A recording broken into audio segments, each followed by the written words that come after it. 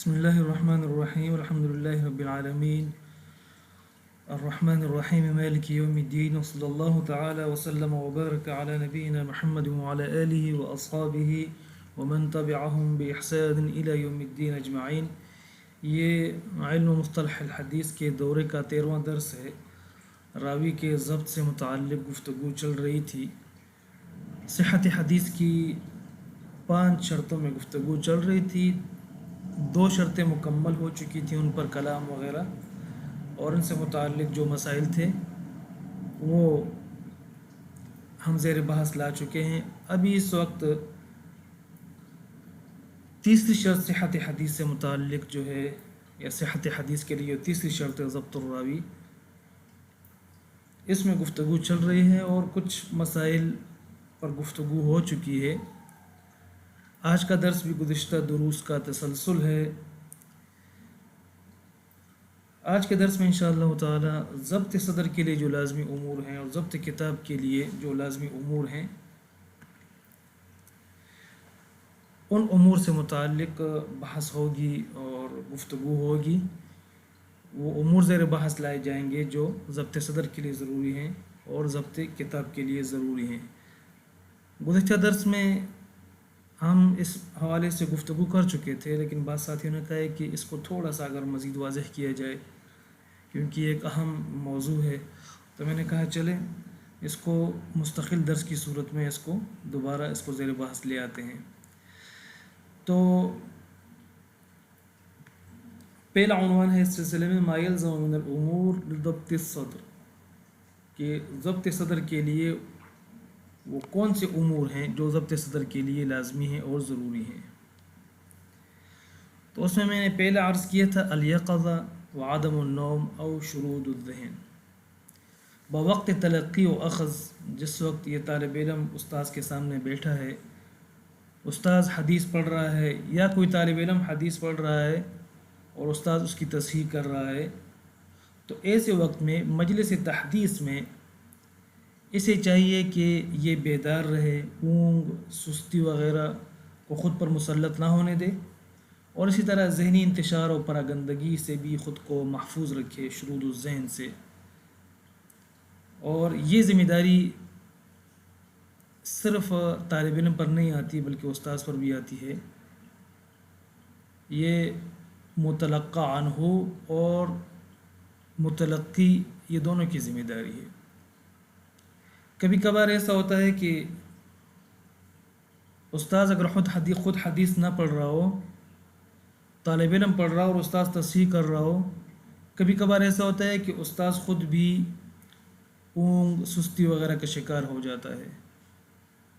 اور بعض محدثین کے بارے میں اس طرح آیا ہے، چنانچہ امام مالک رحمہ اللہ کے حوالے سے بھی اس طرح کچھ روایات آئی ہیں کہ وہ بوقت تحدیث خود تو نہیں پڑھتے تھے، کوئی اور طالب علم پڑھتا تھا اور استاذ تصحیح کرتا تھا، وہ خود تصحیح کرتے تھے، تو اس وقت بسا اوقات ان پر سستی یا اونگ وغیرہ کا غلبہ ہو جاتا تھا.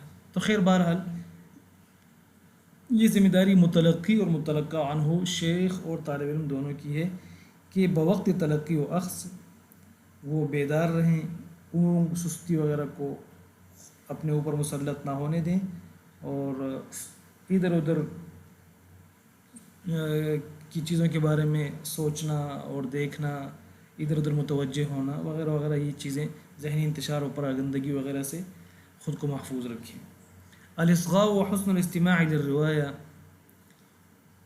دوسرا امر جو ضبط صدر کے لیے ضروری ہے، دوسرا کام جو ضبط صدر کے لیے ضروری ہے وہ یہ ہے الاصغاء و حسن الاستماع للروایہ.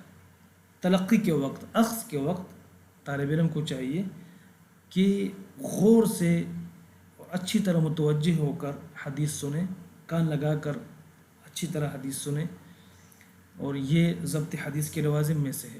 خطیب بغدادی رحمہ اللہ نے امام اوزاعی رحمہ اللہ کا قول نقل کیا ہے کہ وہ فرماتے ہیں کہ حسن استماع یہ محدث کی قوت ہے. اور اسی طرح خطیب بغدادی رحمہ اللہ کا ایک اور قول بھی ہے کہ اگر طالب حدیث کو بوقت مذاکرہ کسی بات کی ضرورت پڑ بھی جائے تو پست آواز میں بات کرے، یعنی اپنے آس پاس بیٹھے ہوئے کسی بندے سے بات کرنی ہے اور انتہائی ضروری بات ہے اور جس کو کرنا انتہائی ضروری ہے، تو ایسی صورت میں پھر یہ کہ وہ چیخے نہیں وہاں پر، زور زور سے نہ بولے کہ پوری مجلس متاثر ہو جائے. اس کو چاہیے کہ چپکے سے پست آواز میں، کہ ساتھ والے دوسرے لوگ اس کی آواز نہ سن سکیں اور وہ ڈسٹرب نہ ہوں اور ان کے درس میں خلل نہ آئے، نہ استاذ، نہ طالب علم اور نہ دیگر ساتھی.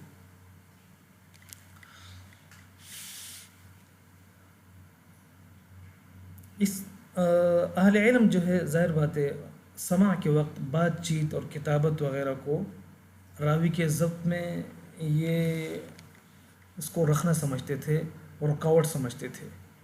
چنانچہ امام ذہبی رحمہ اللہ نے ابن ناصر رحمہ اللہ کا ابو سعید صاحب انصاب کے بارے میں یہ قول نقل کیا ہے کہ ان میں تساہل تھا سماع کے وقت، فی تساہل فی السماع، یتحدث ولا یصغی، باتیں کرتے تھے اور توجہ سے نہیں بیٹھتے تھے، غور سے نہیں سنتے تھے بس، اور کہتے تھے یکفینی حضور المجلس، بس برکت کے لیے مجلس میں حاضر ہو گئے یہ بھی کافی ہے. تو بہرحال اس طرح یہ ٹھیک نہیں ہے. اسی طرح امام ابن عدی رحمہ اللہ نے ابو القاسم ابن عیاد نے ان سے پوچھا، ابو القاسم ابن عیاد نے امام ابن عدی رحمہ اللہ سے پوچھا کہ اگر کوئی شخص مجلس حدیث میں بوقت سماع لکھتا ہے، یعنی اس وقت حدیث لکھ رہا ہے، تو ظاہر بہت مشکل کام ہے، تو اس سے ایک شخص کا سماع درست ہے؟ ایک یہ کہ آپ کے پاس حدیث پہلے سے لکھی ہوئی ہیں اور آپ اس کی تصحیح کر رہے ہیں جا بجا، وہ کوئی مشکل نہیں ہے، وہ تو ضروری ہے، اس کے بغیر آپ اپنی کتاب کی تصحیح کیسے کریں گے.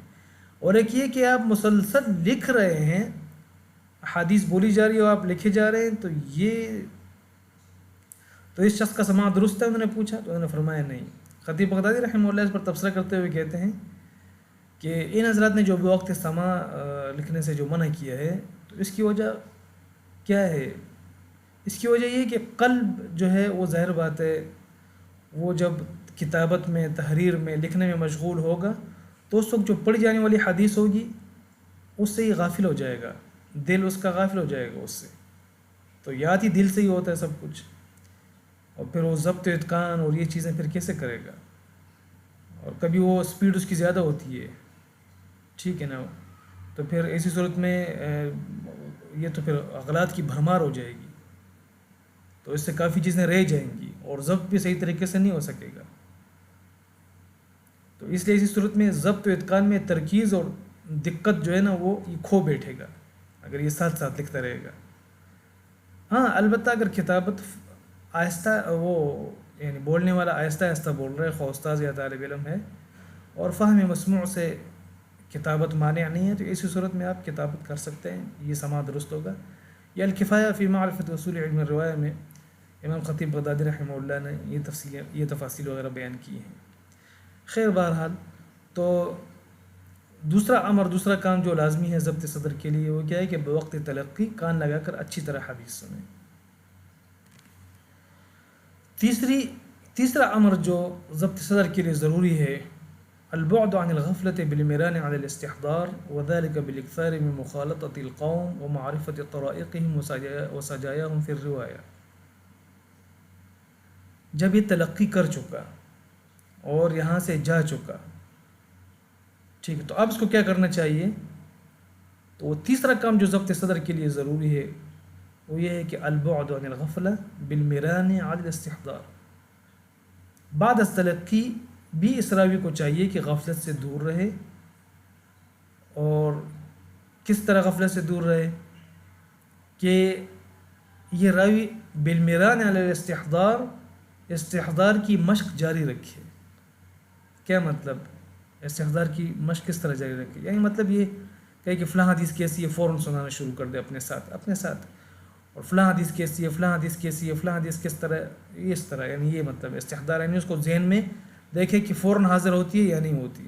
تو ظاہر بات ہے شروع میں تکلیف ہوگی اور بعد میں پھر جب یہ بار بار اس کا استحضار کرے گا اور دہرائے گا تو انشاءاللہ تعالی یہ اس کو پھر اچھی طرح مضبوط ہو جائیں گی اور ان حدیث کا ضبط اس کا بالکل یعنی مضبوط ہو جائے گا. تو خیر بہرحال اس کا پھر انہوں نے طریقہ بھی بتایا کہ استحضار کی بار بار مشق کیسے کرے. وَذَلِكَ بِالْإِكْثَارِ مِنْ مُخَالَطَةِ الْقَوْمِ وَمَعْرِفَةِ طَرَائِقِهِمْ وَسَجَایَاهُمْ فِي الرِّوَایَةِ. استحضار پر میران کیسے ہوگا؟ میران علی استحضار کیسے ہوگا؟ وہ اس طرح ہوگا کہ اصحاب حدیث کے ساتھ بکثرت میل جول رکھے اور روایت حدیث میں جو ان کے طریقے ہیں، عادات ہیں، وہ معلوم کرے اور انہیں اپنائے. اور یہ عادات، یہ طریقے، اس کے لیے الجامع لاخلاق الراوی و آداب السامع، اللہ تعالیٰ ہمیں توفیق دے انشاءاللہ اس کو ہم درسن پڑھیں گے. اور اسی طرح یہ جو متاخرین میں جو متقدمین طبقہ ہے، ٹھیک ہے نا، ان کی کتابیں بہت زیادہ ضروری ہیں. اسی طرح الکفایہ فی معرفت اصول علم الروایہ، خطیب بغدادی رحمہ اللہ کی یہ 2 کتابیں اس حوالے سے بہت زیادہ مہم ہیں. الجامع لاخلاق الراوی و آداب السامع، یہ دونوں کتابیں انشاءاللہ تعالی ہم پڑھیں گے. اسی طرح علامہ ہرمزی رحمہ اللہ کی جو کتاب ہے کتاب المحدث الفاصل بین الراوی والواعی، اس کتاب کا صحیح نام کیا ہے؟ الفاصل بین الراوی والواعی، المحدث کے بغیر. اور اگر آپ المحدث ساتھ میں لگائیں گے، ٹھیک ہے، تو پھر المحدث کے ساتھ کتاب کی اضافت ضروری ہوگی. کتاب المحدث الفاصل، صفت کتاب کی، کتاب المحدث الفاصل بین الراوی والواعی. اور اگر آپ کتاب نہیں لگاتے ساتھ میں تو پھر آپ کو المحدث بھی حذف کرنا پڑے گا، الفاصل بین الراوی والواعی. اچھا، تو یہ کتاب بھی بہت زیادہ اہم ہے اس باب میں، اور یہ ہم پڑھیں گے انشاءاللہ تعالیٰ. اور یہ فوائد سے، خزانوں سے بھری ہوئی ہے یہ کتابیں، جبکہ ہم اس حوالے سے کافی غافل ہیں. اسی طرح امام حاکم رحمہ اللہ کی جو کتاب ہے علوم الحدیث پر کے عنوان سے، وہ کتاب بھی بہت اہم ہے. انشاءاللہ تعالیٰ یہ سب کتابیں ایک ایک کر کے ہم پڑھتے رہیں گے انشاءاللہ تعالیٰ. خیر، بہرحال تو میں نے کیا عرض کیا کہ البعد عن الغفلہ بالمران علی الاستحضار، کہ بعد از تلقی بھی راوی کو غفلت سے دور رہنا چاہیے، اس طور پر کہ وہ راوی استحضار کی مسلسل مشق کرے. کس طرح کرے گا؟ مسلسل مشق کیسے کرے گا؟ کیا طریقہ ہے اس کا طریقہ ہے کہ اصحاب حدیث کے ساتھ زیادہ میل جول رکھے، روایت حدیث میں جو ان کے طریقے ہیں، عادات ہیں، وہ معلوم کرے اور انہیں اپنائے. ٹھیک ہے، تو اصل میں یہ غفلت سے کیوں روکا گیا ہے؟ وجہ اس کی یہ ہے کہ تلقی کے بعد کچھ لوگ دوسرے کاموں میں مشغول ہو جاتے ہیں، اور پھر اس کی وجہ سے پھر انہیں وہ احادیث اس طرح یاد نہیں رہتی جس طرح پہلے تھی، پھر وہ غلطیاں کرتے رہتے ہیں. یہ وجہ ہے کہ غفلت بعد از تلقی یہ عموماً صلحاء، عباد، زہاد وغیرہ جو راوی ہوتے ہیں ان میں پڑ جاتی ہے. تو اس کا سبب یہ ہوتا ہے کہ یہ لوگ جو ہیں، یہ حضرات، یہ محدثین سے بالکل منقطع ہو جاتے ہیں. یہ اپنے مطلب اصلاح کے کاموں میں اور اپنے عبادات میں مشغول ہو جاتے ہیں، زہد وغیرہ میں، عبادات میں، اور لوگوں کی اصلاح وغیرہ میں. تو محدثین کے ساتھ پھر ان کا میل جو اصحاب حدیث کے ساتھ نہیں رہتا ہے، تو پھر مذاکرہ و مراجعہ جب نہیں ہوگا، اور خود انہیں بھی اپنا ٹائم نہیں ملتا ہے مراجعہ کے لیے، تو اس وجہ سے پھر یہ لوگ پھر انہیں حدیث بھول جاتی ہیں اور پھر یہ غلطیاں کرتے ہیں. یہ وجہ ہے نا، یحییٰ بن سعید القطان رحمہ اللہ نے جیسے فرمایا تھا، ما رأیت اکذب من الصالحین فی الحدیث، ان سے بڑا جھوٹا میں نے کوئی نہیں دیکھا. تو جھوٹے سے مراد، کذب سے مراد یہاں پر جو ہے خطا ہے، ان سے زیادہ غلطیاں کرنے والے میں نے کبھی نہیں دیکھا. اور وجہ اس کی یہی ہے کہ وہ پھر حدیث کو وقت نہیں دیتے، مذاکرہ اور مراجعہ نہیں کرتے، اہل الحدیث، اصحاب الحدیث کے ساتھ بیٹھتے نہیں ہیں. ٹھیک ہے، اور ان کے طور طریقے جو عادات وغیرہ ہیں وہ نہیں اپناتے، تو پھر ظاہر بات ہے یہ لوگ احادیث بھول جاتے ہیں اور پھر غلطیاں کرتے ہیں جب وہ بیان کرتے ہیں. تو اور کبھی یہ غفلت اس درجے تک پہنچ جاتی ہے کہ یہ حضرات ایسے حدیث بھی بیان کر دیتے ہیں جو انہوں نے سنی تک نہیں ہوتی ہیں. چنانچہ ابو طالب مکی رحمہ اللہ نے امام احمد رحمہ اللہ کا عباد بن کثیر کے حوالے سے یہ قول نقل کیا ہے. کہتے ہیں کہ عباد بن کثیر کا حال پھر حسن بن عمارہ اور ابو شیبہ ابراہیم بن عثمان سے بھی برا ہے. عباد بن کثیر اسوأ حالا من الحسن بن عمارہ و ابی شیبہ ابراہیم بن عثمان. کیوں؟ روا احادیث کاذبۃ لم یسمعها، ایسی احادیث بیان کی انہوں نے کہ وہ سنی ہی نہیں ہیں، جھوٹی احادیث. وکان من اہل مکہ وکان صالحا، لیکن اپنی طرف یعنی قصداً ایسا نہیں کیا، بہرحال یہ ضبط کی کمزوری اور سوء حفظ کی وجہ سے اور مسلسل حدیث کا مراجعہ اور تکرار نہ کرنے کی وجہ سے ایسا کیا ہے۔ تو جب ابو طالب مکی رحمہ اللہ سے امام احمد بن حنبل رحمہ اللہ کے قول یہ بات جب سنی عباد بن کثیر کے حوالے سے، تو ابو طالب مکی نے، تو انہوں نے ان سے پوچھا فقیف کان یروی ما لم یسمع، یہ کیسی بات ہے، جب انہوں نے حدیث سنی نہیں ہے تو پھر روایت کیسے کرتے تھے؟ تو امام احمد بن حنبل رحمہ اللہ نے فرمایا البلاء والغفلہ، مصیبت کی غفلت ہے۔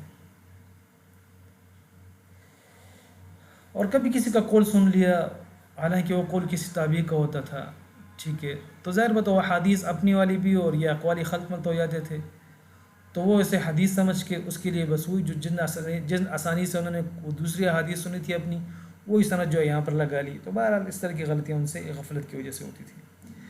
نمبر 4 ہے التفرغ العلمی للروایہ، روایت حدیث کے لیے علمی فراغ بھی ضروری ہے، علمی فراغت بھی ضروری ہے۔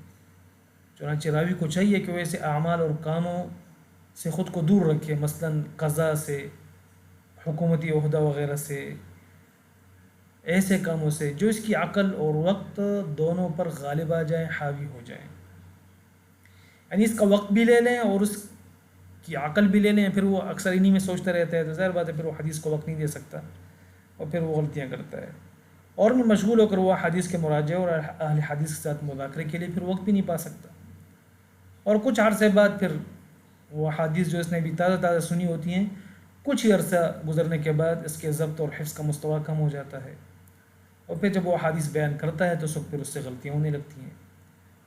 جیسے مثال کے طور پر قاضی شریک ابن عبداللہ نخعی رحمہ اللہ الکوفی، کہ یہ بہت زبردست ثقہ اور حافظ تھے، متقن تھے، لیکن قضاء میں مشغول ہونے کی وجہ سے ان کا ضبط متاثر ہو گیا، جس کی وجہ سے وہ احادیث بیان کرتے وقت غلطیاں کرتے تھے، ان سے غلطیاں ہو جاتی تھی۔ تو یہی وجہ ہے کہ قضاء سے پہلے انہوں نے جو احادیث سنی ہیں، جو احادیث بیان کی ہیں، انہوں نے جن لوگوں نے ان سے احادیث قضاء سے پہلے سنی ہیں ان کا سماع صحیح ہے، اور جنہوں نے قضاء کے بعد ان سے احادیث سنی ہیں تو ان میں غلطیاں پائی جاتی ہیں۔ پھر یہی حال جو ہے حفص بن غیاث رحمہ اللہ کا بھی ہے، وہ بھی قضاء کا عہدہ انہوں نے سنبھال لیا تھا اور اس کے بعد انہیں نسیان لاحق ہو گیا تھا، غلطیاں ہوتی تھی پھر ان سے۔ یہ تہذیب و تہذیب میں حافظ ابن حجر رحمہ اللہ نے ان دونوں کے تراجم میں بیان کیے ہیں، دیکھ لیجئے گا۔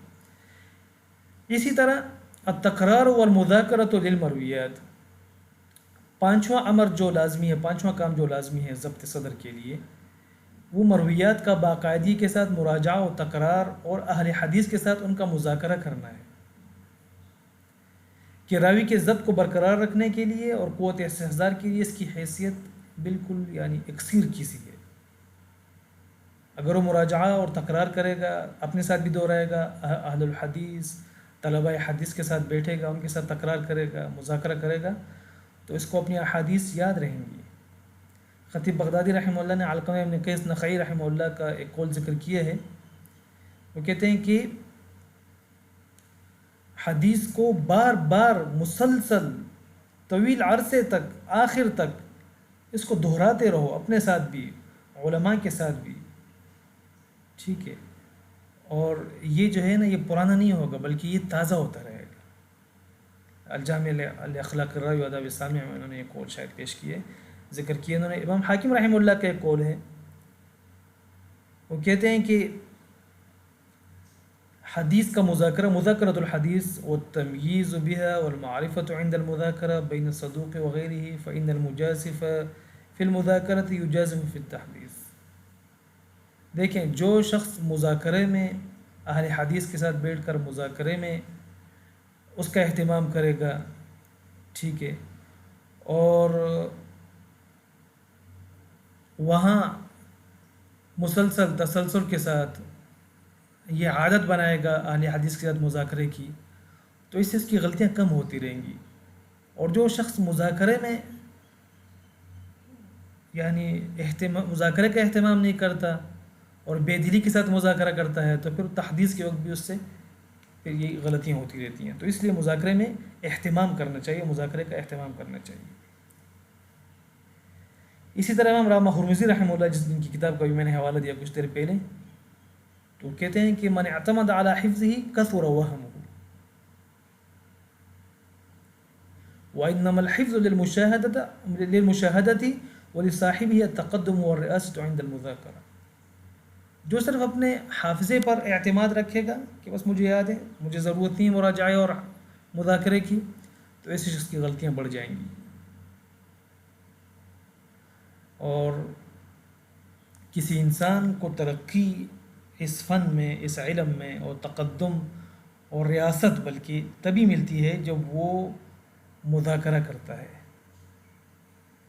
اہل حدیث کے ساتھ مذاکرہ کرتا ہے. اور جب بھی مسلسل مذاکرے کی عادت اپنائے گا، اور مذاکرے میں ظاہر بات ہے پھر بڑی تعداد میں احادیث محدثین راوی جو ہے وہ ایک دوسرے کو سناتے ہیں، تو وہاں پھر انسان کا پتہ چلتا ہے. ٹھیک ہے، ایک تو یہ کہ اس کی مشق بھی ہوتی رہے گی، اور ساتھ میں اس کو جب یہ مذاکرے کے لیے جائے گا تو پہلے سے تیاری کر کے جائے گا، اور جب یہ مذاکرے میں بھرپور انداز سے شرکت کرے گا اور اس کو اپنی احادیث یاد ہوں گی، تو وہاں اس کو جو ہے نا مقام بھی پھر اس کو بڑا ملے گا اس علم میں اور اس فن میں. میں نے آپ سے عرض کیا تھا نا کہ امام احمد بن حنبل رحمہ اللہ ابو زرعہ رازی رحمہ اللہ کے آنے پر اپنے جو اوراد ہوتے تھے، جو ان کے ورد ہوتے تھے نوافل وغیرہ کے یا دیگر اوراد یومیہ، دعائیں اور اسی طرح تلاوت وغیرہ اور نوافل، یہ سب چیزیں چھوڑ چھاڑ کر جو ہے نا وہ امام ابو زرعہ رحمہ اللہ کے پاس بیٹھ جاتے تھے، اور رات دیر تک بلکہ صبح تک جو ہے نا مسلسل ان کے ساتھ مذاکرہ کیا کرتے تھے، حالانکہ شاگرد تھے ان کی. اور مذاکرہ صرف حدیث کا نہیں کرتے تھے، مذاکرہ علوم الحدیث کی بھی کیا کرتے تھے کہ یہ حدیث اس میں کیا علت ہے، ٹھیک ہے، اور کہاں سے علت آئی، مصدر وہم کون ہے، مصدر خطا کون ہے، وغیرہ وغیرہ، سبب العلہ کیا ہے، ٹھیک ہے، ترجیح کے کیا قرائن ہیں، تعدیل کی کیا قرائن ہیں، یا علت یہ ہے کہ علت مدفوع ہے، علت نہیں پائی جا رہی یہاں پر، وغیرہ وغیرہ. اور اسی طرح امام ابو حاتم اور امام ابو زرعہ رازی رحمہ اللہ یہ دونوں آپس میں رشتہ دار ہی تھے، یہ دونوں بھی مسلسل مذاکرہ کیا کرتے تھے، ایک دوسرے کے قریب رہتے تھے. اور امام ابو زرعہ رحمہ اللہ وہ فرماتے تھے کہ امام ابو حاتم سے کہتے تھے کہ مجھے جب کسی حدیث میں اشکال آ جاتا ہے تو میرا اشکال جب تک دفع نہیں ہوتا تمہارے ساتھ آ کے بیٹھ نہ جاؤں، اور وہ اشکال دفع ہو جائے تب تک مجھے بے چینی ہوتی ہے، اور تمہارے علاوہ ایسا کون ہے، ایسا کوئی مجھے نظر نہیں آتا ہے کہ جس کے ساتھ بیٹھ کر میں اپنے اشکال دور کر سکوں. انہوں نے کہا ابو حاتم نے کہ میری بھی یہی حالت ہے. سبحان اللہ. احمد بن صالح المصری رحمہ اللہ اور اسے امام احمد بن حنبل رحمہ اللہ کا میں نے آپ کو بتایا تھا کہ احمد بن صالح مصری بغداد آئے تو امام احمد بن حنبل رحمہ اللہ کے پاس گئے ڈائریکٹ، اور ان سے مذاکرہ کرتے رہے. سبحان اللہ. یہ مذاکرہ ظاہر بات ہے اس کی اہمیت اسی وجہ سے ائمہ جو ہے اس کا اہتمام کرتے تھے. امام ابن صلاح رحمہ اللہ علوم الحدیث میں فرماتے ہیں، مقدمہ ابن صلاح کے ساتھ جو معروف ہے، ان المذاکرۃ بما تحفظه من اقوى اسباب الامتاع به. تو مذاکرے کے بہرحال یہ فوائد ہیں. یہ تو ہو گئے ضبط صدر کے لیے جو لازمی امور ہیں، وہ 5 امور. اب ضبط کتاب کے لیے جو لازمی امور ہیں وہ کون سے ہیں؟ ضبط کتاب کے لیے جو لازمی امور ہیں وہ بھی 4 ہیں تقریباً.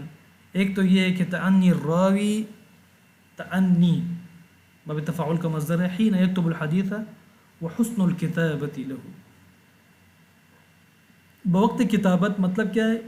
مطلب ہے کہ کتابت کے وقت راوی کو چاہیے جب وہ حدیث لکھ رہا ہے تو اس کو جلد بازی سے کام نہ لے، تسلی اور احتیاط کے ساتھ لکھے، نیز خوش خطی کے ساتھ لکھے، اچھے خوبصورت کر کے لکھے، واضح کر کے لکھے، تاکہ سخت تصحیف، تحریف اور کلام کے ایک دوسرے کے ساتھ اختلاط و التباس وغیرہ سے احادیث محفوظ رہیں، کل کو آسانی سے کوئی پڑھ بھی سکے.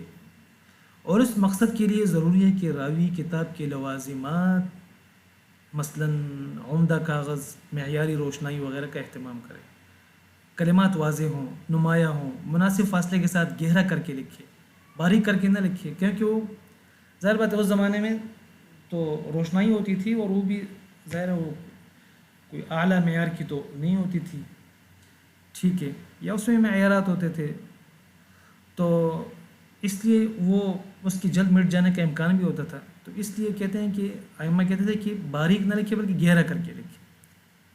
تاکہ ان کی زندگی طویل ہو اور کافی عرصے تک وہ برقرار رہیں۔ اس کے لیے ائمہ جو ہے وہ سیاہ روشنائی کی تجویز دیتے تھے کہ سیاہ روشنائی جو ہے نا وہ زیادہ دیر پا ہوتی ہے اور طویل عرصے تک برقرار رہتی ہے، اور اس کی زندگی دیگر روشنائی کی جو دیگر اقسام ہیں ان کے بنسبت کافی طویل ہوتی ہے، سرخ یا نیلا یا ہرا وغیرہ اس کے مقابلے میں۔ چنانچہ امام احمد بن حنبل رحمہ اللہ نے یونس بن یزید ایلی رحمہ اللہ کے ضبط پر نقد کیا ہے، انہوں نے زہری سے حدیث لکھی ہیں، تو کتابت عن زہری میں یونس بن یزید ایلی پر رحمہ اللہ کے ضبط پر انہوں نے نقد کیا ہے کہ کتابت حدیث کے ہنر اور ڈھنگ سے ان کی واقفیت اچھی نہیں تھی، قابل رشک نہیں تھی۔ چنانچہ ان کے بیٹے نے ان سے سوال کیا، امام احمد بن حنبل رحمہ اللہ کے بیٹے نے ان سے سوال کیا، اور ایک سوال اس سوال کے جواب میں انہوں نے فرمایا لم یکن یعرف الحدیث یکتب اول الکتاب الزہری عن سعید، ٹھیک ہے، اور پھر کبھی لکھتے تھے الزہری فیشتبہ علیہ، یعنی مطلب دیکھیں نا حدیث لکھنے کے طریقے ہوتے ہیں، فن ہوتے ہیں۔ اب ایک جگہ انہوں نے لکھا الزہری عن سعید یعنی سعید بن مسیب، اور دوسری جگہ انہوں نے لکھا صرف زہری۔ اب یہاں زہری کس سے روایت کر رہے ہیں؟ بالکل نہیں لکھا ہے انہوں نے، تو ظاہر بات ہے پھر اس سے جو ہے وہ حدیث مشتبہ ہو جاتی ہے نا۔ تو یعنی کتابت حدیث کے اپنے آداب ہیں، طریقے ہیں، قواعد ہیں، یہی وہ چیزیں ہیں جن کے بارے میں کہہ رہا تھا کہ راوی حدیث کے لیے کچھ آداب ہیں۔ الجامع لاخلاق الراوی و آداب السامع، یہ کتاب جس نے نہیں پڑھی ہے وہ فن حدیث کا دعویٰ نہ کرے۔ آج کل تو مدعی بھی بہت زیادہ ہے نا، 1 سال 2 کا تخصص کر لیا اور محدث بن بیٹھے اور ہر حدیث پر کلام کرنا ان کا حق ہو گیا، حالانکہ تطبیقی کام میں ایک حدیث بھی انہوں نے نہیں کی ہے، اور زیادہ سے زیادہ تطبیقات پر تو کہیں مطلب اہتمام بھی نہیں کیا جاتا، اور اگر کیا بھی جاتا ہے تو ظاہر اسناد پر کچھ مشقیں کر لیتے ہیں، تقریب و تہذیب سامنے رکھ دی اور بس یہ اسناد صحیح ہے اور یہ اسناد حسن ہے کیونکہ فلاں راوی صدوق ہے۔ اللہ المستعان، بہت زیادہ ظلم ہے۔ اور پھر یہی لوگ اپنے آپ کو متخصصین کہتے ہیں، بڑے بڑے جامعات سے ان کو سندیں مل جاتی ہیں، اور پھر آ کے جو ہے نا فیس بک وغیرہ پر پھر حدیث پر حکم لگانا شروع کر دیتے ہیں۔ پھر جو ماہر متخصص ہوتا ہے اس کے ساتھ بھی الجھ بیٹھتے ہیں، حالانکہ اس فن کو سمجھتے ہی نہیں ہیں بیچارے۔ انہوں نے مصطلح کی چند کتابیں پڑھی ہوتی ہیں اور کچھ جرح و تعدیل کی کچھ نظری چیزیں پڑھی ہوتی ہیں، دکتور محمود طحان کی جو ہے وہ کتاب ہے اصول التخریج وہ پڑھی ہوتی ہے۔ تخریج کے صیاغہ علمیہ ایک چھوٹی سی حدیث کی تخریج بھی نہیں کر سکتے، چھوٹی سے مطلب اس کے طرق بھی کم ہے، یعنی وہ علمی زبان میں اس کا صیاغہ نہیں کر سکتے، تو یہ بیچارے حدیث پر حکم کیسے لگائیں گے؟ جب آپ حدیث کی تخریج اور صیاغہ علمیہ نہیں کر سکتے تو آپ حدیث کی جو 3 حالتیں ہیں تفرد، مخالفہ، موافقہ، کیسے نکالیں گے؟ جب یہ نہیں نکال سکتے تو آپ حدیث پر مجموعی حکم کیسے لگائیں گے اور علت کا کشف کیسے کریں گے؟ اللہ تعالیٰ معاف فرمائے بس۔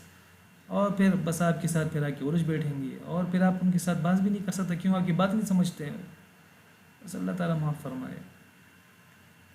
خیر بہرحال، نمبر 2 دوسرا وہ امر کام جو لازمی ہے ضبط کتاب کے لیے، وہ کیا ہے؟ تدقیق الراوی نسخته على الاصل الذي نسخ منه ابتداء بصورة انفرادية ثم عرض تلك النسخة قراءة على الشيخ ومقابلته ضمانة من الغلط والسقط والتصحيف ودخول كلام في كلام۔ کیا مطلب ہے اس کا؟ یعنی راوی نے شیخ سے اس کی احادیث، شیخ کی احادیث کے سماع کے لیے جو نسخہ چنا ہے، میں نے آپ سے عرض کیا تھا کہ جب کوئی راوی کسی شیخ کے پاس جاتا تھا تو وہ اس راوی کی احادیث، اس شیخ کی احادیث سب سے پہلے یہ راوی اپنے پاس لکھتا تھا، کاغذ مختلف ایک دفتر وغیرہ میں وہ احادیث کسی سے لے کر لکھ لیتا تھا، اور یا یہ کہ تیار بھی ملتی تھی وہ احادیث، نساخ کے پاس تیار نسخے پڑے ہوئے ہوتے تھے تو یا تو ان سے وہ تیار نسخے لے لیتا تھا، پھر یہ شیخ کی مجلس میں آ کے بیٹھتا اور شیخ خود وہ حدیث پڑھتے، اور یا یہ ہے کہ کوئی طالب اگر شیخ پر رش ہوتا اور شیخ کے پاس مسلسل طلبہ ہوتے ٹھیک ہے، تو پھر تو ظاہر بات ہے شیخ مستقل آپ کو ٹائم تو نہیں دے سکتے تھے. تو اس میں یہ ہے کہ پھر جو دیگر طلبہ ہوتے ہیں ان کے ساتھ آپ کو چلنا پڑتا تھا، اور جو حدیث رہ جاتی تھیں وہ آپ بعد میں پھر کسی اور وقت شیخ سے ان کی تصحیح کروا لیتے تھے. اور یہی ہے کہ شیخ اگر زیادہ مشہور نہ ہوں تو مستقل بھی آپ کو وہ ان حدیث کے لیے وقت دیا کرتے تھے. اور ظاہر بات ہے بعض شیوخ کی حدیث کم ہوتی تھیں، بعض کی زیادہ ہوتی تھیں، بعض کی ہزاروں میں ہوتی تھی، بعض کی سینکڑوں میں ہوتی تھی، تو ایک دو مجلس میں ہی ہو جاتی تھی. اور بعض کی بہت زیادہ ہوتی تھیں تو ظاہر بات ہے پھر اس کے لیے اس کو کافی دن تک ٹھہرنا پڑتا تھا. تو خیر، جب یہ راوی شیخ کی حدیث حاصل کر لیتا تھا خود لکھ کر یا کسی اور سے نسخہ لے کر، تو سماع سے پہلے وہ اس نسخے کا اصل کے ساتھ موازنہ کرتا تھا. یعنی جب وہ حدیث سننے کے لیے مجلس میں آتا ہے تو سب سے پہلے وہ اس نسخے کا اس کی اصل کے ساتھ موازنہ کرتا تھا، جس اصل سے یہ نسخہ اس نے یا کسی اور نے لکھا ہے. اب یہ تو نسخہ سے اس نے اگر احادیث لی ہو تو پھر دیکھتے ہیں کون معتمد نسخہ کس کا ہے، یا شیخ کا نسخہ اگر اس سے مل جاتا. شیخ اپنا اصل نسخہ تو کسی کو نہیں دیتا، ظاہر بات ہے بہت کم. اپنے نسخے کی کاپی ان کے پاس ہوتی تھی تو وہ بہرحال پھر وہ کاپی پھر وہ بعض طلبہ کو دے دیتے تھے. اصل الراوی ہوتی ہے، اصل الشیخ، وہ چھپا کے اور محتاط طریقے سے رکھتے تھے اس کو. تو خیر، تو جس اصل سے یہ نسخہ اس نے یا کسی اور نے لکھا ہے تو اس اصل سے یہ اس کا موازنہ کرتا ہے سب سے پہلے شیخ کی مجلس میں جانے سے پہلے. اور اس کے بعد شیخ کے سامنے پھر اس نسخے کی ایک ایک حدیث اور ایک ایک ورق پیش کرتا ہے. جلد بازی نہیں کرتا، اس میں شیخ کے سامنے پڑھتا ہے، جہاں جہاں ایسے اشکال ہو اسے شیخ سے سمجھنے کی کوشش کرتا ہے. تو ظاہر بات ہے جب یہ مکتوب کو شیخ کے سامنے اس طرح پیش کرے گا، شیخ پڑھے گا، یہ سنیں گا، یہ پڑھے گا، شیخ سنیں گے اور شیخ غلطیاں نکالیں گے، اور اس کا یہ موازنہ کرے گا، تو اس کا کتنا فائدہ ہے. غلطی، سہو، سقط، تصحیف، تحریف، دخول کلام فی کلام وغیرہ، ان سب سے بچنے کی گارنٹی اور ضمانت ہے. محققین اہل حدیث کے یہاں یہ بات طے شدہ ہے کہ جس نے حدیث لکھی اور پھر سے شیخ پر پیش نہ کیا اور نہ ہی اس کا اصل کے ساتھ موازنہ کیا تو وہ ایسا ہے جیسے اس نے کچھ بھی نہیں لکھا. اس لیے راوی کو چاہیے کہ جو اس نے لکھا ہے اسے وہ بغیر جلد بازی کے شیخ کے سامنے ایک ایک حدیث کر کے، ایک ایک ورقہ کر کے پیش کرے، اور اپنے سماع میں اس شخص کے عرض پر اعتماد نہ کرے جو عرض کرنے میں جلد بازی کرتا ہے. یعنی مطلب یہ ہے کہ کبھی ایسا ہوتا ہے طالب علم پڑھ رہا ہوتا ہے، استاد سن کر تصحیح کر رہا ہوتا ہے، ٹھیک ہے نا. تو کبھی یہ پڑھنے والا بہت تیز تیز پڑھتا ہے تو کہتے ہیں کہ اس عرض کرنے والے پر، اس کے عرض پر اعتماد نہ کرے، بعد میں دوبارہ جو ہے استاد کے ساتھ بیٹھ کر وہ غلطیاں اپنی اس کی تصحیح وغیرہ کر لے. چنانچہ امام مالک رحمہ اللہ کے سامنے حبیب بن ابی حبیب وراق، امام مالک کے وراق تھے، ائمہ نے ان کے عرض پر سخت نقد کیا ہے. چنانچہ یہ حدیث پڑھتے تھے، امام مالک سن کر تصحیح کرتے تھے، اور طلبہ اپنی پر تصحیح کر لیا کرتے تھے اپنے نسخوں میں. تو ان کے بارے میں آتا ہے کہ امام مالک رحمہ اللہ کے سامنے عرض حدیث کے وقت وہ بیک وقت بغیر پڑھے 2-2 3-3 صفحات پلٹ دیتے تھے. یہ حبیب بن ابی حبیب وراق امام مالک. اور جب وہ کوئی جز اپنے ہاتھ میں لے کر پڑھنا شروع کرتا تو طلبہ کو اسے اپنے پاس نقل کرنے سے پہلے ہی پڑھ لیتا تھا. یعنی طلبہ اپنے پاس اس کو نقل نہیں کیا ہوتا تھا اور یہ پہلے سے ہی پڑھ لیتا تھا. تو پھر ظاہر بات ہے طلبہ کیسے اس کی تصحیح کریں گے جب ان کے پاس وہ ہوگا ہی نہیں. پھر اسے پڑھتا ہی مکمل نہیں تھا، کچھ پڑھ لیتا باقی چھوڑ دیتا اور کہتا کہ میں نے سب پڑھ لیا ہے، پھر انہیں وہ جز دے دیتا جس کو طلبہ اپنے پاس نقل کر لیتے. تو اسی وجہ سے ائمہ نے، جن راویوں نے حبیب بن ابی حبیب کی عرض کی بنیاد پر امام مالک سے حدیث لی ہیں، ان کا سماع ائمہ نے کہا درست نہیں ہے. ابن الجوزی رحمہ اللہ نے الضعفاء المتروکین میں اس پر کلام کیا ہے. تو بہرحال یہ چیزیں ضروری ہیں. تیسرا کام جو ضروری ہے، صیانۃ الراوی کتابہ عن آفۃ الرطوبۃ والحرارۃ وغیرہما مخافۃ فساد الکتابۃ وعن ایدی العابثین وان یختار الوراق المأمون. اس کا مطلب کیا ہے؟ اس کا مطلب یہ ہے کہ اپنی کتاب کی حفاظت کرے. جب اس نے حدیث وغیرہ سن لی، یہاں سے چلا گیا تو آپ اپنی کتاب کی حفاظت کریں، اسے نمی، حرارت وغیرہ کی آفت سے بچائے رکھے تاکہ لکھائی خراب نہ ہو. اسی طرح اسے غیر ذمہ دار لوگوں کے ہاتھوں سے بھی محفوظ رکھے تاکہ کوئی اس میں رد و بدل یا اپنی طرف سے اضافہ نہ کر لے. میں نے آپ کو واقعہ سنایا تھا کہ ابو زرعہ رضی رحمہ اللہ نے ایک مجلس تحدیث شیخ کی مجلس سے اٹھے تو ان کے پاس اپنا نسخہ تھا. تو ایک طالب علم آیا, انہوں نے کہا کہ مجھے اپنا یہ نسخہ دیں, میں اپنی تصحیح کر کے آپ کو دے دوں گا.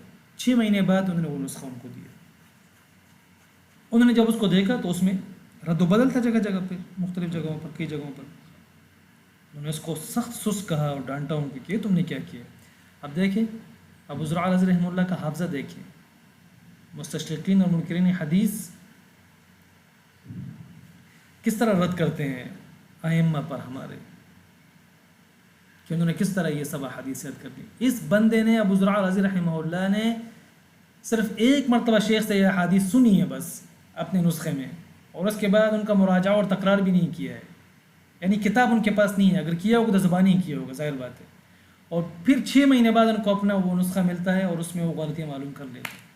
سبحان اللہ, اس کو دیکھیں نا آپ ذرا, یہ حافظہ ہوتا ہے. تو بہرحال پھر ابن ابی حاتم نے ان سے پوچھا کہ کون تھا وہ, تو انہوں نے کہا بس چھوڑ دو, شاید اس نے توبہ کر لیا ہو تو اس لیے انہوں نے پھر ان کا یعنی پردہ چاک کرنا مناسب نہیں سمجھا. تو اس طرح ہوتا ہے یہ. تو اس لیے ہر ایک کو اپنی کتاب نہ دے, غیر ذمہ دار لوگوں کے ہاتھوں میں, غلط لوگوں کے ہاتھوں سے اپنی کتاب کو محفوظ رکھے, تاکہ کوئی اس میں رد و بدل نہ کر سکے, اپنی طرف سے اضافہ نہ کر سکے. اور اس کے لیے ظاہر بات ہے پھر ضروری ہے کہ وہ اپنی کتاب کو کسی محفوظ جگہ پر رکھے, تاکہ کسی کا ہاتھ وہاں تک نہ پہنچ جائے, اس طرح کے لوگوں کی پہنچ سے دور ہو جائے وہ. اور اپنی کتاب کسی کو عاریتاً یا نسخہ عاریتاً نہ دے. اگر دے بھی دیا, اگر کسی نے اپنا نسخہ یا کتاب کسی شخص کو عاریتاً دے بھی دی, کتاب یا نسخہ دے دیا, یا اس سے کتاب کھو گئی, پھر کچھ عرصے بعد اسے دوبارہ مل گئی, اور اس میں اس نے کوئی تبدیلی یا دست وغیرہ محسوس نہیں کیا, نہیں ملا اس کو, اور کتاب میں موجودہ حدیث بالکل درست معلوم ہوئی, ان کو درست پائی انہوں نے, تو وہ اس کتاب پر اعتماد کر سکتے ہیں اور اس سے روایت کر سکتے ہیں. چنانچہ خطیب بغدادی رحمہ اللہ نے الکفایہ میں اس پر کلام کیا ہے. وہ کہتے ہیں کہ بہرحال ایک لمبا واقعہ ہے, میں مختصراً بیان کر دیتا ہوں. عمرو بن علی الفلاس کہتے ہیں کہ میں نے یحییٰ بن سعید سے کہا کہ مجھے سالم بن نوح نے کہا تھا کہ, یعنی عمرو بن علی الفلاس یحییٰ بن سعید سے بیان کر رہے ہیں, کہ سالم بن نوح نے مجھ سے کہا کہ مجھ سے یونس اور جریری وغیرہ کی کتابیں کھو گئی تھیں, پھر 40 سال بعد مجھے وہ احادیث میں وہ کتابیں ملی ہیں, تو کیا میں ان سے حدیث بیان کر سکتا ہوں؟ سالم بن نوح نے کس سے پوچھا؟ عمرو بن علی الفلاس سے پوچھا. اور عمرو بن علی الفلاس نے یہ واقعہ کس کے سامنے بیان کیا؟ یحییٰ بن سعید القطان رحمہ اللہ کے بعد سے بیان کیا. تو شاید وہ جواب نہ دے سکے ہوں عمرو بن علی الفلاس, تو انہوں نے اسی وجہ سے یحییٰ بن سعید القطان رحمہ اللہ کے سامنے یہ سالم بن نوح کا یہ سوال پیش کیا. تو یحییٰ نے کہا اس میں حرج کیا ہے, اس میں کوئی حرج نہیں. تو بہرحال شرط ہوئی ہے جو میں نے عرض کی کہ تبدیلی دست وغیرہ کا مطلب آثار نہ پائے جائیں تو پھر ٹھیک ہے, اس میں کوئی حرج نہیں ہے. خطیب بغدادی اس پر تبصرہ کرتے ہوئے کہتے ہیں کہ میرے نزدیک یہ ہے کہ کتاب جب غائب ہو گئی راوی کے ہاں سے, اور پھر اس کے بعد کچھ عرصے بعد اس کو دوبارہ مل گئی, اور اس میں کوئی تبدیلی وغیرہ, زیادت, نقصان, کمی, ٹھیک ہے, محسوس نہیں کی, معلوم نہیں اس کو, اور اس کا دل اس کی سلامت کی طرف مطمئن ہے, ٹھیک ہے, تو اس کے لیے جائز ہے کہ اس سے وہ روایت کرے. اور یحییٰ بن سعید القطان رحمہ اللہ کا کلام بھی اسی صورت پر محمول ہے, یعنی ان شروط کے ساتھ انہوں نے اس کی اجازت دی ہے. اچھا, پھر یہ کہ وہاں یختار الوراق المامون, اگر یہ خود نہیں لکھ سکتا یا نہیں لکھنا چاہتا, یا اس کے ہاتھ میں تکلیف ہے, یا اس کو لکھنا نہیں آتا صحیح طریقے سے, یا زیادہ وقت لگتا ہے, ماہر نہیں ہے لکھنے میں, تو پھر اپنے لیے ایسے وراق کا انتخاب کرے جو معتمد اور مامون ہو, ٹھیک ہے. چنانچہ اگر وراق اور کاتب اگر غیر مامون ہو تو یہ اس راوی کے لیے باعث طعن ہو سکتا ہے. سفیان بن وکیع بن الجراح رحمہ اللہ کے حوالے سے میں نے آپ کو بتایا نا کہ ان کا ایک وراق تھا, نہایت برا انسان تھا, بیکار انسان تھا, اور اس کی وجہ سے ان کی احادیث تباہ و برباد ہو گئی تھی. ابن ابی حاتم رحمہ اللہ کہتے ہیں کہ میرے والد صاحب کے پاس کوفہ کے کچھ مشائخ آئے, انہوں نے کہا کہ ہمیں پتہ چلا ہے کہ آپ کوفہ کے دیگر مشائخ کے پاس جاتے رہتے ہیں حدیث سننے کے لیے اور ان سے لکھتے ہیں، اور سفیان بن وکیع کے پاس آپ بالکل نہیں جاتے، تو کم از کم ان کے والد کا تو کچھ خیال رکھیں، ان سے حدیث سن لیں، آپ کیوں نہیں جاتے ان کے پاس؟ تو ابو حاتم رحمہ اللہ نے ان سے کہا کہ دیکھیں، میں تو یہ چاہ رہا تھا کہ اس پر پردہ پڑا رہے سفیان بن وکیع پر، ٹھیک ہے، میری خواہش تھی کہ اس کے معاملات جس طرح چلتے ہیں بس چلتے رہیں، میں اسے پردہ ڈالنا چاہ رہا تھا، اور یہ ظاہر بات ہے والد کی وجہ سے۔ لیکن مسئلہ یہ ہے کہ سفیان بن وکیع کا ایک ایسا وراق اور کاتب سیکرٹری ہے جس نے اس کے احادیث کو برباد کر دی۔ تو انہوں نے کہا ٹھیک ہے، ہم سفیان سے کہہ دیں گے، سفیان بن وکیع بن جراح سے، کہ وہ اس وراق کو دور کر لے، ہٹا دے اس کو۔ تو انہوں نے کہا ٹھیک ہے، پھر میرا بھی آپ سے وعدہ ہے کہ میں ان کے پاس جاؤں گا انشاءاللہ تعالی، اگر انہوں نے اپنے وراق کو دور کر دیا۔ تو بہرحال یہ حضرات گئے ان کے پاس، ابو حاتم بھی گئے ان کے پاس، اور یہ مشائخ بھی گئے سفیان بن وکیع کے پاس، اور ان سے کہا کہ دیکھیں آپ کا ہم پر حق ہے، ٹھیک ہے، حضرت کی وجہ سے، وکیع بن جراح رحمہ اللہ کی وجہ سے، ان حقک واجب علینا فی شیخک وفی نفسک فلو صنت نفسك وكنت تقتصر على كتب ابيك لكانت الرحلة اليك في ذلك فكيف وقد سمعت۔ اللہ کے بندے، آپ ہمارے لیے قابل احترام ہیں، آپ کا حق ہم پر واجب ہے، آپ کا ذاتی بھی اور آپ کے شیخ آپ کے والد کی وجہ سے بھی۔ اللہ کے لیے اگر آپ صرف اپنے والد کی کتابوں پر ہی اعتماد کر لیں جو آپ کے پاس موجود ہیں اور جن میں آپ نے اپنے والد سے احادیث سنی ہیں، اور دیگر احادیث کو چھوڑ دیں، تو یعنی بڑے پیمانے میں آپ کی طرف طلبہ حدیث سفر کریں گے، جبکہ آپ وہ حدیث سنی بھی ہیں آپ نے، اور آپ سے ان حدیث کو سننے کے لیے بڑے پیمانے پر لوگ آپ کے پاس آئیں گے کہ وہ آپ کے والد تھے۔ تو انہوں نے کہا مسئلہ کیا ہے؟ تو لوگ مجھ سے کیوں ناراض ہیں، کیوں نہیں آتے میرے پاس؟ انہوں نے کہا مسئلہ یہ ہے کہ بھئی آپ کا جو وراق ہے اس نے آپ کی احادیث میں ایسے احادیث شامل کر دیں جو آپ کی احادیث نہیں ہیں۔ تو انہوں نے کہا اب اس کا کیا حل ہے پھر؟ انہوں نے کہا حل یہی ہے کہ بس جو آپ کے پاس اصول ہیں انہیں پر اکتفا کریں، اور جو اصول کے علاوہ جو باقی ہیں مخرجات ہیں ان کو پھینک دیں آپ، خلاص، اور آپ صرف اپنے اصول سے پڑھا کریں جو آپ کی اپنی ہیں، اور جو اس سے جو نسخے وغیرہ اصناف و مخرجات وغیرہ آپ کا کاتب تیار کرتا ہے وہ ہٹا دیں، ان کو پھینک دیں، بس وہ مشکوک ہیں، مشکوک نہیں بلکہ بالفعل اس میں جو ہے نا اضافے کیے انہوں نے، اور اس وراق کو ہٹائے، دفع کر دیں اس سے۔ اور کوئی شریف بندہ، اچھا بندہ جو نبیل ہو اور جو ایماندار ہو، دیانتدار ہو، صادق امین ہو، اس کو آپ لائیں اور اس کو اپنے اصول اس کے حوالے کر دیں، ٹھیک ہے، جس پر اعتماد کیا جا سکتا ہے۔ تو پھر ایسی صورت میں ہم بھی آپ سے حدیث سنیں گے، دیگر لوگ بھی آئیں گے، اور آپ کی طرف بڑے پیمانے پر لوگ جو ہے نا وہ آئیں گے آپ کے پاس۔ انہوں نے کہا کہ ٹھیک ہے، مقبول منک، لیکن مصیبت یہ ہے نا کہ یہ وراق جو ہے اتنا شیطان تھا، پتہ نہیں شیطان کا لفظ کہنا مناسب ہے یا نہیں، وہ چھپ کر جو ہے، وہ چھپ کر یہ سب باتیں سن رہا تھا، ہماری باتیں۔ تو ظاہر بات ہے پھر انہوں نے شیخ کو پھر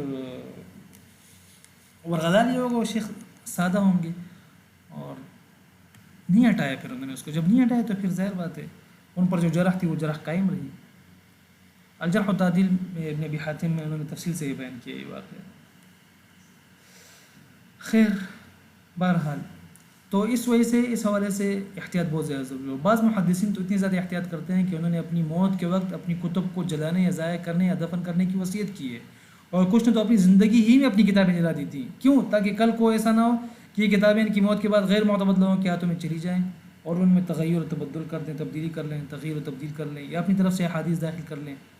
ظاہر بات ہے پھر اس کا نتیجہ کیا ہوگا؟ اس کا نتیجہ یہ ہوگا کہ یہی جو راوی ہیں جن کی کتابیں ہیں یہ ان کے ضبط میں موجب طعن اور باعث طعن ہو سکتا ہے، اور ان کی روایت اس سے مشکوک اور غیر معتمد ہو سکتی ہے۔ تو اس لیے انہوں نے اپنی کتابوں کو دفن کرنے یا جلانے یا ضائع کرنے کی وصیت کی تھی، اور کچھ نے اپنی زندگی میں جلا دی تھی۔ چنانچہ سفیان ثوری رحمہ اللہ نے اپنی کتابیں اپنے ساتھ ہی دفن کرنے کی وصیت کی۔ اس وجہ سے شعبہ بن الحجاج رحمہ اللہ کے بیٹے سعد کہتے ہیں کہ ان کے والد نے امام شعبہ رحمہ اللہ نے وصیت فرمائی کہ میں مر جاؤں تو میری کتابیں 2 کر ضائع کر دینا.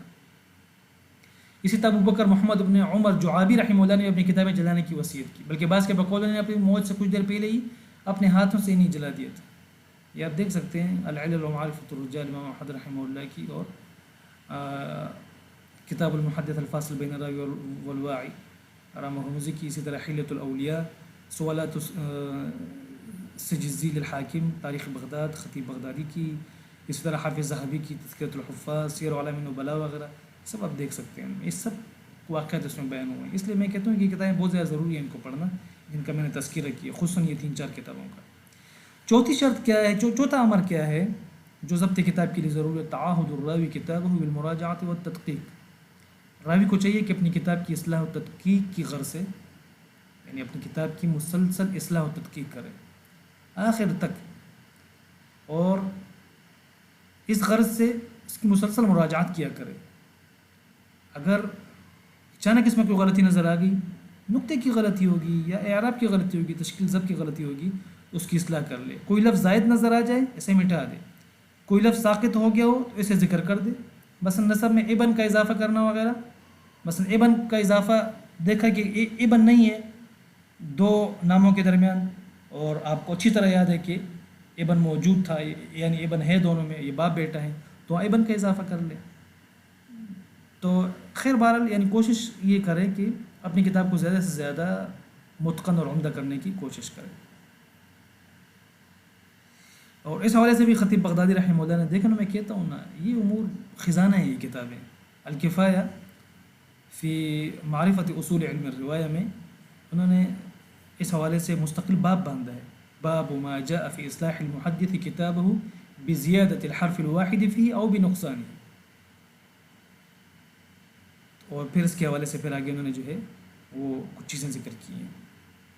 مثلا انہوں نے ایک روایت ذکر کی ہے، امام عبداللہ ابن احمد ابن حنبل اپنے والد سے پوچھتے ہیں کہ ایک شخص نے احادیث سنی اور پھر اس کی کتاب سے کوئی حرف ساقط ہو گیا، مثلا الف لام ساقط ہو گیا، ٹھیک ہے، تو کیا وہ اس کی اصلاح کر سکتا ہے سننے کے بعد اپنے پاس؟ تو انہوں نے کہا لا باس بہ ان یصلح، کوئی مشکل نہیں، کر سکتا. اسی طرح ابن المنادی کہتے ہیں کہ میرے دادا جو ہے وہ جس غلطی میں شک ہو تو وہ کہتے ہیں کہ یعنی جس کے بارے میں شک ہو کہ یہ غلط ہے تو اس کی اصلاح کرنے میں کوئی حرج نہیں ہے. وہ کہتے ہیں کہ بالکل ٹھیک ہے. یعنی مطلب اس کو یعنی کسی لفظ کے بارے میں ان کو اس بات کا یقین ہو کہ یہ غلط ہے اور اس کا شک یقین کے درجے میں ہو، ٹھیک ہے، اور اس بابت اس کو کوئی شک نہ ہو کہ یہ غلطی ہے، تو ایسی غلطی کی وہ اصلاح کر سکتا ہے.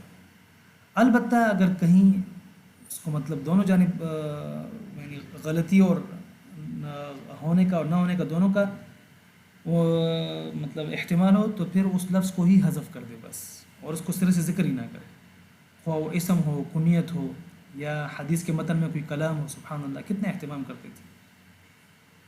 تو اس وجہ سے وہ کہتے ہیں کہ اس طرح کی چیزوں کو پھر مٹا دیتے تھے. یہ ابن المنادی اپنے دادا کے بارے میں کہتے ہیں. سبحان اللہ بحمدہ سبحان اللہ.